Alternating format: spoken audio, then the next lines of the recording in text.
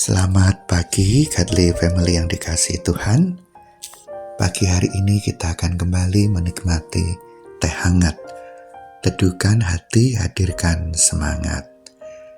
Firman Tuhan kita akan baca dari Lukas 3 ayat 3. Maka datanglah Yohanes ke seluruh daerah Yordan dan menyerukan, "Bertobatlah dan berilah dirimu dibaptis, dan Allah akan mengampuni dosamu."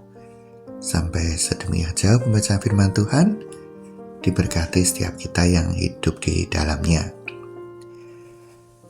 Satu ayat ini yang kita baca memberikan sebuah keterangan bahwa Yohanes Pembaptis memulai pelayanannya. Sebuah pelayanan yang khas diberikan kepadanya. Sebuah pelayanan yang menyerukan agar umat Israel boleh bertobat dan berbalik dari dosa-dosanya dengan cara mereka berserah kepada Tuhan, bertobat, dibaptis untuk memohonkan pengampunan yang dari Tuhan atas dosa-dosa mereka. Pelayanan Yohanes Pembaptis ini sangat khas. Karena kalau kita mengamati dari perjanjian lama masuk ke perjanjian baru, ada 400 tahunan ketika Allah tidak mengutus satu orang pun nabi. Tuhan seakan-akan berdiam diri. Namun sebagaimana apa yang sudah pernah dinubuatkan dan dijanjikan, maka diutuslah Yohanes Pembaptis yang juga akan membuka jalan bagi pelayanan Sang Mesias. Nah, dalam pelayanannya yang khas ini, Yohanes Pembaptis melakukan tugasnya dengan berani. Bahkan di akhir hidupnya kita tahu, akhirnya kepalanya dipenggal. Karena dia berani untuk menyerukan kebenaran.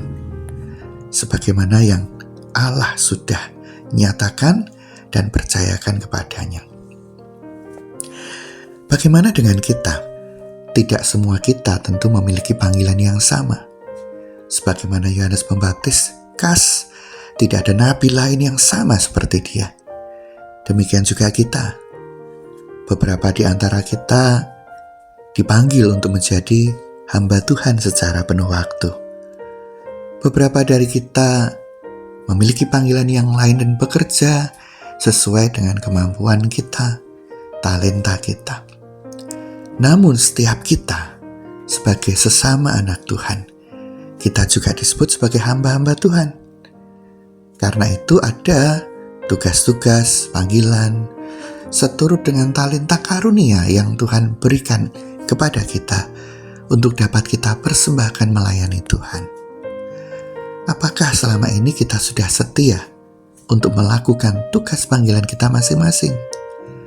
Baik yang mungkin melayani di dalam gereja, sebagai pengurus komisi, sebagai pemusik, worship leader, among tamu, usher, majelis, dan masih banyak lain lagi.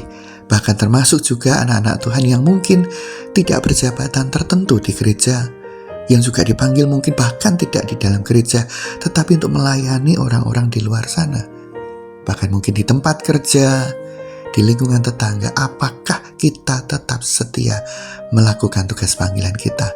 Sehingga banyak orang boleh melihat Tuhan melalui hidup kita dan mengenal berita Injil Kristus, bahwa Tuhan Yesus Kristus adalah satu-satunya Tuhan dan Juru Selamat yang dapat memberikan pengampunan dosa bagi mereka. Mari kiranya renungan yang singkat ini kembali mengingatkan kita dan kembali memberi semangat untuk setia mengabarkan kabar baik Injil Tuhan Yesus Kristus kepada semua orang yang dapat kita temui dimanapun kita berada. Amin. Mari kita berdoa. Bapa di surga, kami bersyukur untuk pagi hari ini, untuk firman yang mengingatkan kami bahwa setiap kami memiliki tugas untuk mewartakan kebenaran Injil Kristus. Oleh sebab itu kami mohon Roh Kudus memampukan kami agar hidup kami boleh menjadi teladan yang orang lain lihat Kristus di dalam dan melalui hidup kami. Dan agar berita Injil Kristus itu sungguh dapat kami beritakan melalui mulut bibir kami. Di dalam nama Tuhan Yesus kami berdoa dan bersyukur. Amin.